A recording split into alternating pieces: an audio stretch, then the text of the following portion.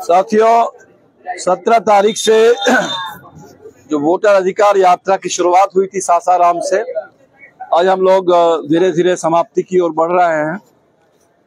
1 तारीख को पटना में समापन होगा और चंपारण सिवान होते हुए 30 तारीख को हम लोग आरा पहुंचेंगे। इस यात्रा में हमने देखा कि पूरे बिहार में व्यापक जन समर्थन मिल रहा है।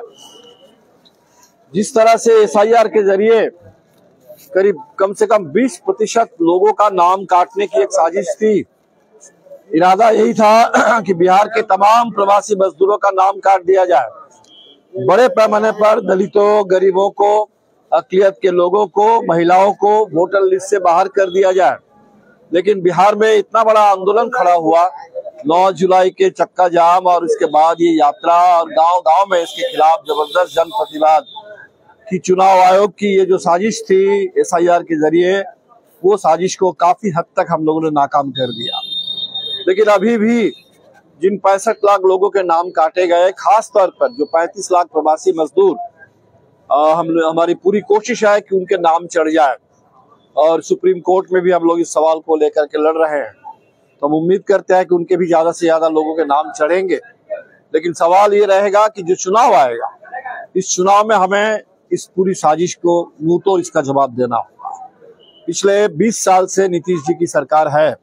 अब कहने के लिए नीतीश जी मुख्यमंत्री है, लेकिन हम सब लोग समझ सकते हैं कि नीतीश जी के दाएं बाएं आगे पीछे सारे भाजपा के ही लोग हैं, और पूरी सरकार अब दिल्ली सरकार के माथत चल रही है। ये दरअसल नरेंद्र मोदी जी की ही और अमित शाह की सरकार चल रही है बिहार में, और इस सरकार ने बिहार का क्या हाल कर दिया हम सब लोग देख सकते हैं। व्यापक गरीबी, पलायन, कर्ज का बोझ लोगों के ऊपर, और चारों तरफ पुलिस अफसरशाही और अपराधियों का बोलबाला। तो इसके खिलाफ बिहार में बदलाव की जरूरत है, और ये चुनाव बदलाव वाला चुनाव है। इसलिए वोटर लिस्ट में हमारा नाम रहे, वो एक एक वोट की सुरक्षा हो, और एक एक वोट का सही इस्तेमाल हम लोग इस चुनाव में करें। इससे चोट करें उन फांसीवादी ताकतों पर जो आज हमारे देश के संविधान को मिटा देना चाहते हैं।